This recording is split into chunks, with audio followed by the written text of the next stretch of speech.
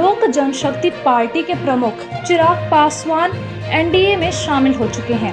18 जुलाई को दिल्ली में हुई एनडीए की बैठक में चिराग पासवान और उनके चाचा पशुपति पारस दोनों पहुंचे थे।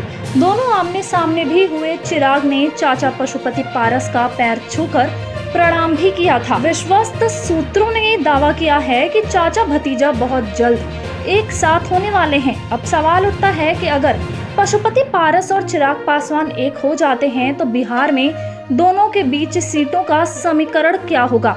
2024 के लोकसभा चुनाव में किसे कौन सीट मिलेगी? कितनी सीटें किसे मिलेंगी?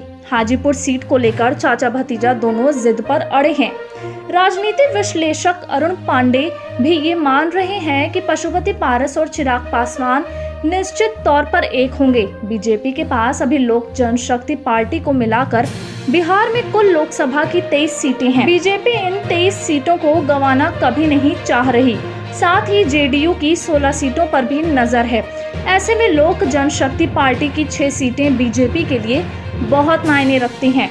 अरुण पांडे ने बताया, उनका जो राजनीतिक अनुभव है उसके अनुसार बीजेपी लोक जनशक्ति पार्टी को 6 सीटें देंगी। दोनों चाचा भतीजा को मिलना पड़ेगा। ये भी तय माना जा रहा है कि हाजीपुर लोकसभा सीट से चिराग पासवान चुनाव लड़ सकते हैं और पशुपति पारस को राज्यसभा भेजा जा सकता है। चाचा भतीजा के एक होने के दावों में कितना दम है ये तो वक्त बताएगा, लेकिन कहा यह भी जा रहा है कि बीजेपी लोक जनशक्ति पार्टी के लिए सब कुछ तय कर चुकी है। 6 सीट जो लोजपा को हमेशा मिलती रही है इस बार भी मिलेगी। एक राज्यसभा सीट लोक जनशक्ति पार्टी को दी जाएगी। ये पशुपति पारस को मिलने की संभावना है। बीजेपी ये जान रही है कि लोक जनशक्ति पार्टी का वोट चिराग पासवान के साथ है।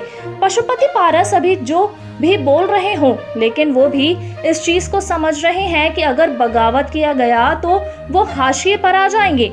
अरुण पांडे ने कहा कि पशुपति पारस पुराने राजनीतिज्ञ हैं और उन्होंने अपने बड़े भाई को भी देखा था जब रामविलास पासवान हाजीपुर से चुनाव हार गए थे तो लालू प्रसाद यादव ने उन्हें अपनी सीट से राज्यसभा भेजा था। ऐसे में पशुपति पारस ये गलती नहीं कर सकते। आगामी लोकसभा चुनाव में ये तय माना जा रहा है कि लोक जनशक्ति पार्टी की कमान चिराग पासवान के हाथ में होगी और 6 सीटों पर लोक जनशक्ति पार्टी चुनाव लड़ेगी। उन्होंने ये भी बताया कि हो सकता है कि लोजपा के जो अभी वर्तमान में सीट है उसमें फेरबदल हो जाए। नवादा सीट बीजेपी अपने पाले में कर सकती है। भले लोक जनशक्ति पार्टी अलग पार्टी है, लेकिन बीजेपी की नजर उन सभी सीटों पर है जो एनडीए में है। बीजेपी एक भी सीट गंवाना नहीं चाहती है।